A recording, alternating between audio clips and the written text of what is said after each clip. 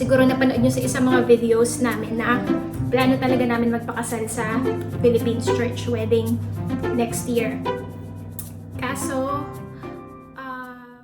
hello everyone! Happy Friday! So kung nakikita ninyo itong aming Christmas tree, ang gulo-gulo niya, hindi ko na siya masyadong inaayos kasi nga si Zaira, pag tumatakbo-takbo dito sa loob ng aming bahay, lagi naman niya itong ginugulo. So, nonsense din. So, hinayaan ko na lang na ganyan siya. Pero, kulang pa yan.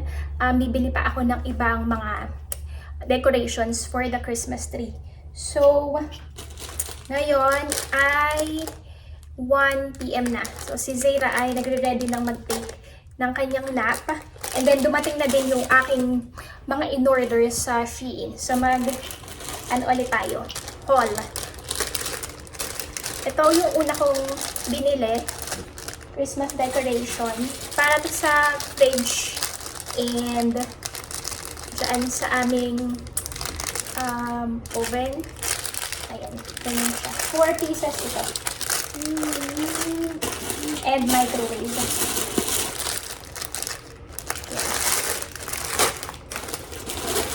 Tapos, ito naman ang tablecloth. Christmas tablecloth. Napalitan ko itong tablecloth ng aming table. Siyempre tablecloth. Ganyan siya. Cute.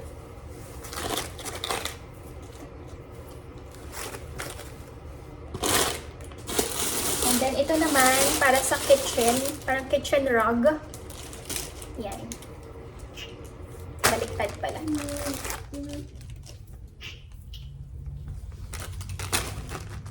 Medyo mabilis lang din siya dumating. Yung last na order ko, 1 week. So, 7 days. Ito, 9 days. Ito naman, in-order ko to para kay Zaira. Hindi na ako masyado nag-order ng mga damit para sa akin. Puro na kay Zaira.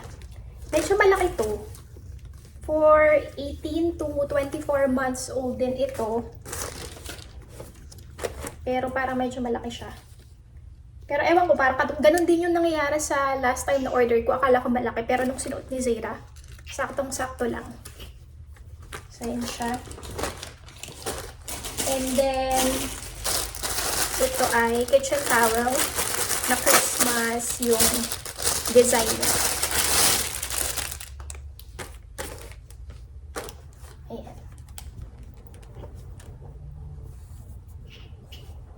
Ayan, lalaban ko muna to before ko siya ilagay doon.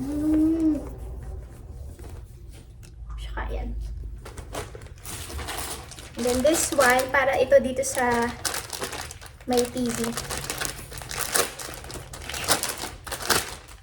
Hindi ko alam ang tawag dito. Ay, ang tawag dito. Table runner. Ganyan siya.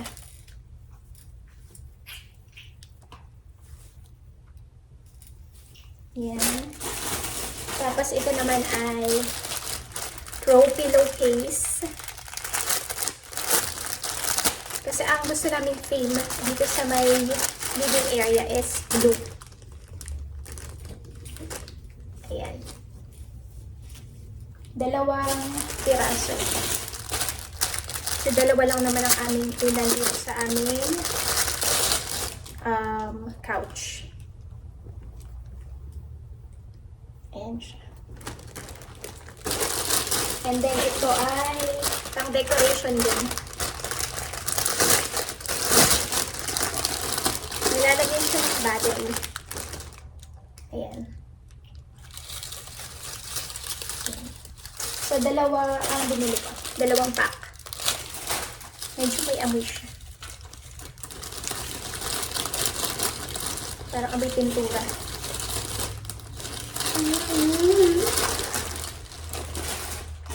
And then,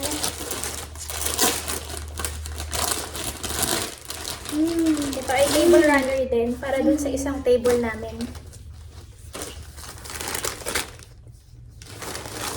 Ayan siya.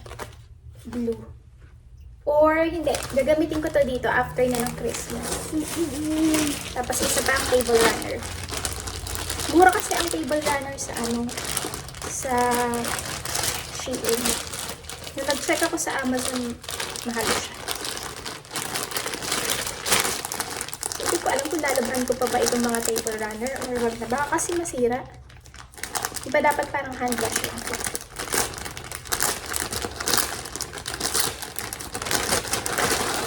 Ayan.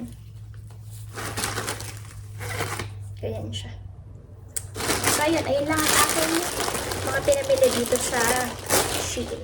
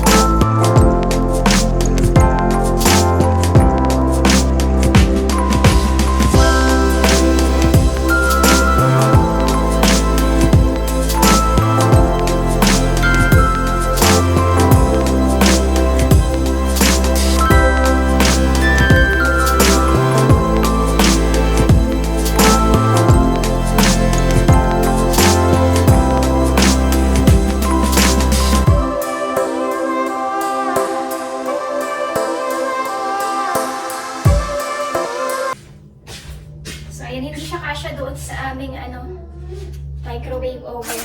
So, dun ko na lang nilagay dyan, sa may baba. Tapos, ito yung rug na may Merry Christmas. Maliit pala siya. Alam ko, sinukat ko yun eh. Bili na lang ulit ako ng bago. Bili ako ng bago para naman doon sa aming bathroom. So, kain tayo guys. Wala akong ganang kumain ngayon ng rice. Ito lang cucumber ang kakainin ko na may vinegar at pepper, salt.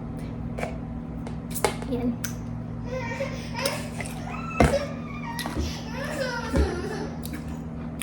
So, ito na umiiyak. Naantok na yan. Matutulog naman yun ng kanya. Go to sleep na, baby. Go to sleep na. Dali na, go to sleep.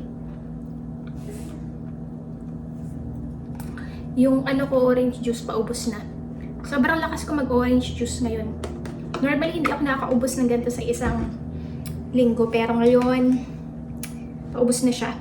So, yung aking mother-in-law, dadala niya ako ng orange juice bilang ako ay hindi pa nagda-drive. Hindi ako makabili. Although, pwede naman magpa-order online. Yung grocery online. Pero, sabi niya siya na lang daw magdadala. Namayang 3 p.m. Buti na lang talaga. Sobrang bait ng aking mother-in-law.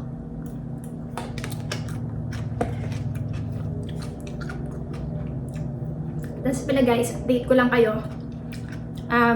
Kung matagal na kayo sa channel namin, siguro napanood nyo sa isang mga videos namin na plano talaga namin magpakasal sa Philippines church wedding next year. Kaso, mauusad siya. Hindi mo na siya matutuloy next year kasi meron kaming ibang mga priorities. Kumbaga, hindi na siya muna yung aming priority for next year. Meron kasing isang malaking pangyayari na nangyari sa aming buhay. Although, hindi pa namin na-share sa inyo yan. Soon, i-share namin sa inyo. And yun yung aming priority as of the moment. And aside from that, ang dami rin namin naging gastos nitong year. Katulad itong sa bahay. Tapos, basta ang dami rin namin mga pinagkagastusan. And yung pagpapakasal sa Philippines, lalo na kung church wedding, and yung family ko sa Pilipinas, medyo malaki. Hindi naman talaga siya biro, magastos din. And ayoko naman siyang maging parang putyo-putyong wedding kasi naman, importante sa akin yun eh. So, napag-usapan namin ni Mr. na i-move na lang. Ipon muna kami para doon.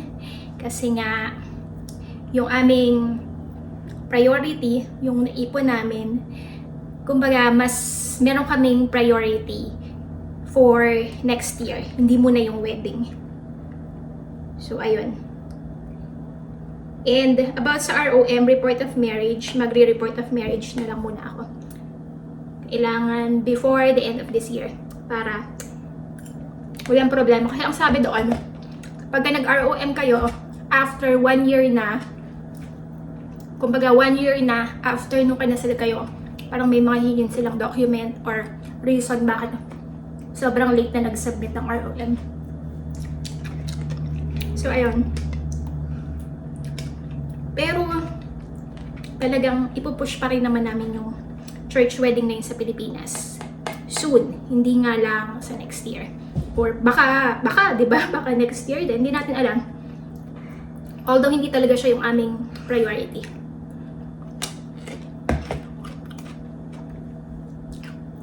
Kayo, anong lunch nyo? Kaya nyo bang mag-lunch ng ganito lang? Normally, hindi ko talaga kaya ng lunch na ganito lang. Kailangan may rice or may carbs. Kaso, hindi ko alam, wala akong ganang kumain ngayon ng rice.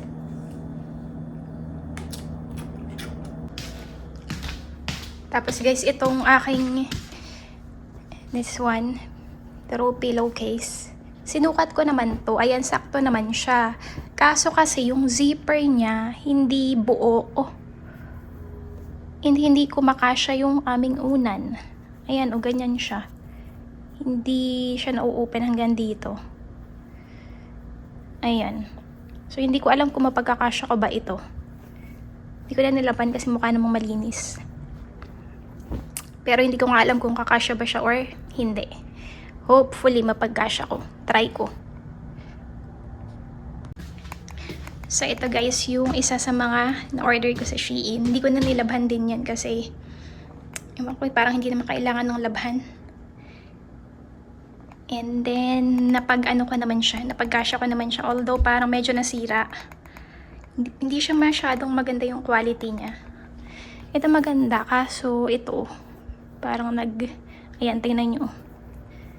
May mga natatastas. Gupitin ko na lang siya. Tapos, inisprayan ko na lang yun ng antibacterial spray. Kasi nga hindi ko nilabhan. Pero okay naman, buti nagkasya yung aming throw pillow. Ayan, kakagising lang ni Zira from her nap time. Gusto ko nga mas maaga na siyang magising para at least makalabas kami. Kasi nga, gantong oras, para magpo 4:30, ang dilim na sa labas. Ayan o. Ganyan na siya. Sa camera medyo maliwanag, pero pagka sa personal madilim na. Maybe. Pero malamig rin naman kasi, tsaka umaambon. Kakagaling lang dito ng aking mother-in-law. Dinala niya yung aking orange juice. Sobrang pasasalamat ko talaga dun sa aking biyanan, sa mga biyanan, lalong-lalo na sa aking mother-in-law kasi sobrang bait niya. Tsaka sobrang understanding. Tsaka wala kang maririnig na ano sa kanya. Parang reklamo or mga hindi magagandang salita.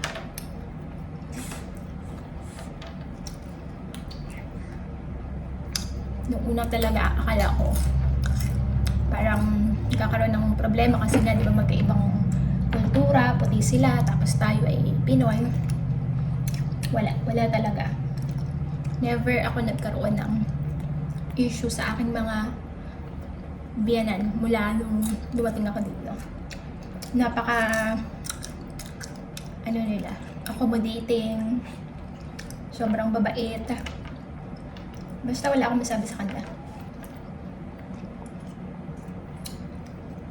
Kinakain ko itong goldfish ni Zira. Hey, mama.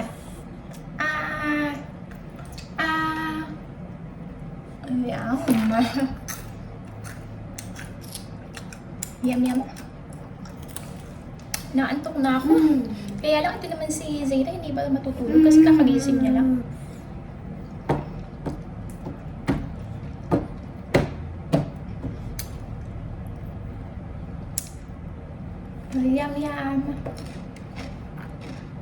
Say hello to the people. Say hello to everyone. You're giving mama. Ah. Ah.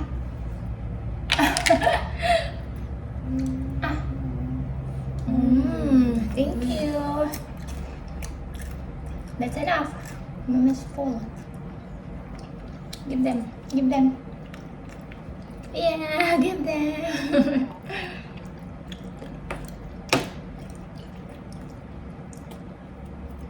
No kisses. Ayaw. Ayaw ka na, baby. Ayaw na. Ayaw. Tapos kanina nagkakwento yung aking mother-in-law. Sabi niya, meron daw magandang parang place na gusto niyang dalhin kami ni Zayra, yung Lights Festival, something like that festival. Kaya bibili niya si Zayra ng bagong car seat. Kasi yung car seat na binili niya kay Zayra, yun yung ginagamit namin dun sa isang sasakyan. Tapos yung isa dun sa isa din na dun sa truck. So, bibili niya ng bago si Zayra kasi nga yung isa is maliit na. And gusto niya kami dalhin dun sa Light Festival na yun. Tapos meron din daw isang house sa may isang town dito sa malapit sa amin na dinecorate daw ng may-ari yung buong bahay. Tapos open siya for public. Pwede kang pumunta doon and sobrang laki nung nung yard nila and maganda maglakad-lakad. Tapos ang ganda ng pagkaka-decorate. So yun, pagka if ever matuloy, syempre magbablog tayo. Tapos sa zoo din, gusto rin ni aking biyana na dalhin kami sa zoo. Yung aking biyana na babae, ano yun, galak, laboy siya. Kasi saan siya nagpupunta. Pero ano na siya, ilang taon na ba yun si ang aking mother-in-law, parang sa 70 plus na. Pero ang lakas-lakas pa rin niya kasi syempre talagang super exercise siya. Every day, nag-ikot-ikot siya dun sa kanilang property. Di ba kung nakita nyo naman yun, kung matagal na kayo sa aming channel, sobrang laki ng property nila. It's 15-acre land. Tapos din siya, sasakay sa kabayo, equestrian din siya. Basta super super active. Kaya ang healthy nila. And malalakas pa kahit medyo maedad na.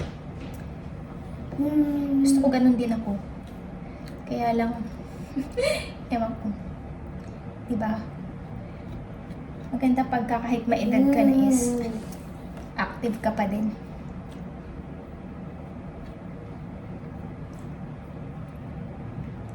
Siguro tapusin ko na yung vlog dito. Maglalaro na to si Zayra.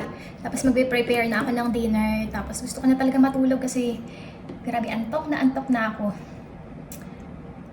Ayan, para makapagpahinga na. Pero I doubt matulog to ng maaga si Zayra. Baka mag-laro-laro pa to.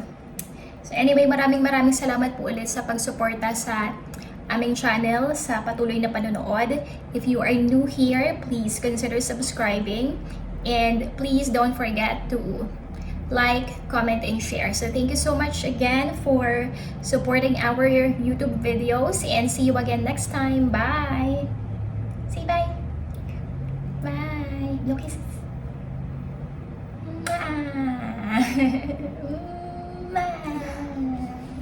Mama.